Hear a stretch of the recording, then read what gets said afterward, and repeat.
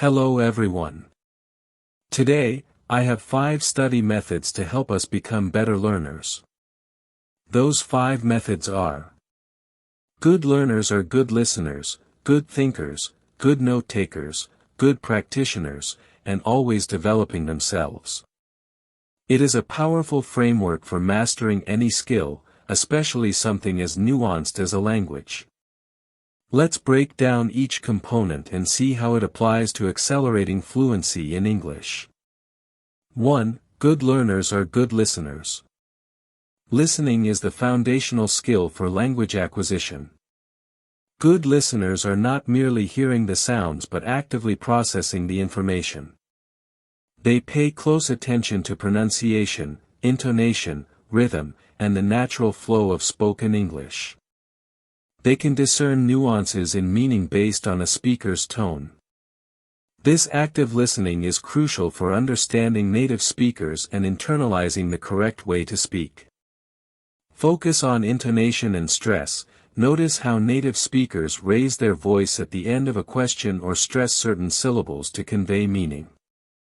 For example, "I can't believe it" versus "I can't believe it" have different emotional weights. Pay attention to connected speech. English is not spoken word by word. Words often run together. A good listener can identify that "I want to go" sounds more like "I want to go." Listen actively, don't just let the words wash over you. Try to predict what the speaker will say next, or summarize their main points in your head. Example: a learner who is a good listener will not just watch a movie with subtitles. Instead, they will try to watch without them, focusing on the dialogue. They might pause to repeat phrases, paying attention to the specific stress and intonation used by the actors.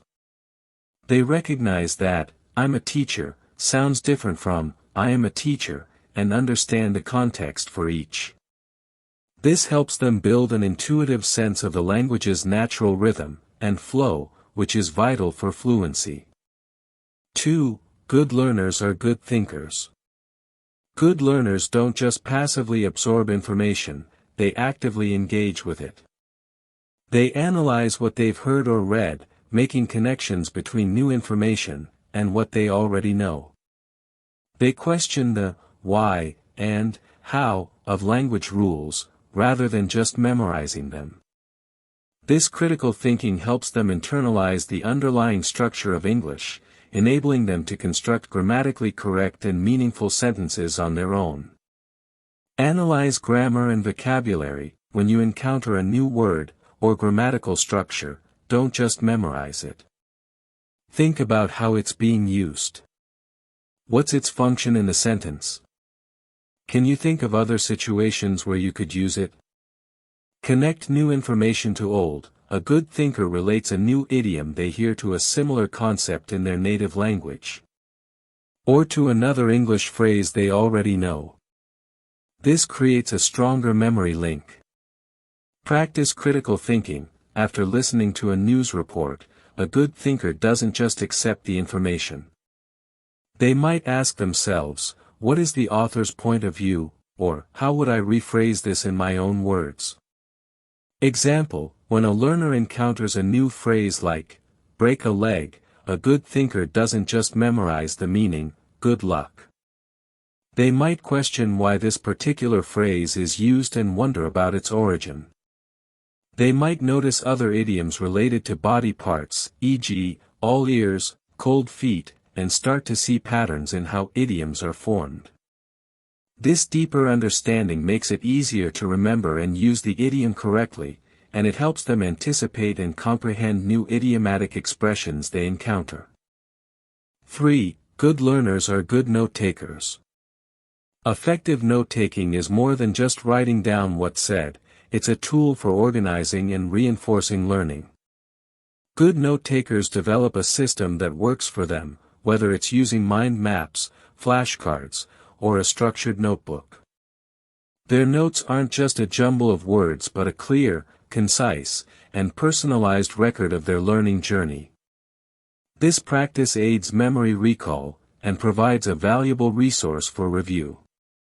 Don't just write down definitions, good note-takers write down words in context. For a new word like meticulous, they might write, meticulous, ADJ, my teacher is meticulous, she checks every single comma. Use visual aids, draw mind maps to connect related vocabulary, e.g., travel, mind map with branches for, transport, accommodation, food, etc. Categorize and organize, create sections in a notebook for different topics, e.g., phrasal verbs, business English, idioms. This makes it easier to review and find what you need. Example, after a conversation with a native speaker, a good note-taker doesn't just forget the new vocabulary. They might write down the new word, its definition, an example sentence from the conversation, and perhaps a personal example sentence they create. They might also make a note of a new grammatical structure they heard, for instance, a conditional sentence, and list a few variations. This active process of recording and organizing new information solidifies their understanding, and creates a personalized textbook for future reference. 4. Good learners are good practitioners. Learning a language is like learning to play an instrument, you can't get good just by reading the music. You have to practice. Good learners actively seek opportunities to use the language they are learning. They understand that making mistakes is a natural and necessary part of the process.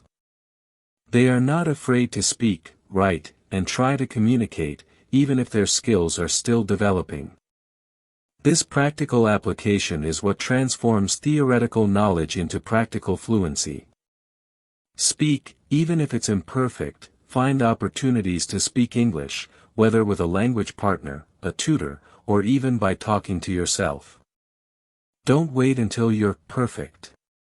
Write consistently, start a journal, write short stories, or participate in online forums. This solidifies grammar and vocabulary in a more controlled environment. Use the new vocabulary and grammar, actively try to incorporate the new words and structures you learn from listening and note-taking into your speaking and writing. This is the crucial step that moves knowledge from your notes to your active memory. Example, a good practitioner won't wait for the perfect moment to speak. They might find a language exchange partner online, join a local English speaking club, or even talk to themselves in English while doing daily tasks. They'll try to write emails in English for work, even if it's challenging. When they learn a new grammar point, like the present perfect tense, they don't just do an exercise in a book. They try to use it in conversation, asking a friend, "Have you ever been to Thailand?" This active use of the language builds muscle memory and helps them speak more naturally and automatically. 5. Good learners are always developing themselves. The journey to fluency is not a straight line with a defined endpoint, it's a continuous process of growth. Good learners are self-aware and proactive. They recognize their weaknesses and actively seek out resources to improve. They are curious and committed to lifelong learning. They see every conversation, every article, and every movie as a new opportunity to learn something new about the English language and its culture. Seek new challenges. Once you're comfortable with listening to podcasts, try listening to an audiobook or a university lecture. If you can hold a simple conversation, try to debate a complex topic. Identify and work on weaknesses. A good learner reflects on their progress. I'm great at reading, but my pronunciation is weak. They then take specific steps to improve, perhaps by using a pronunciation app or shadowing native speakers. Embrace mistakes as learning opportunities. Fluency doesn't mean being perfect, it means being able to communicate effectively despite errors. A good learner sees a mistake not as a failure, but as a data point that shows them what they need to work on next. Example, a learner might notice that they struggle with phrasal verbs. An always developing learner won't just ignore this difficulty. They might buy a specific book on phrasal verbs, download an app dedicated to them, or make it a point to listen for, and jot down phrasal verbs in every podcast they listen to. They also understand that language is tied to culture, so they might read English news articles, watch documentaries about English-speaking countries, and follow social media accounts of native speakers to stay current on slang and cultural references. This continuous self-improvement ensures they are always moving toward a more natural and sophisticated level of English. By embodying all 5 of these qualities, a person learning English transforms from a passive student into an active, strategic, and self-directed learner.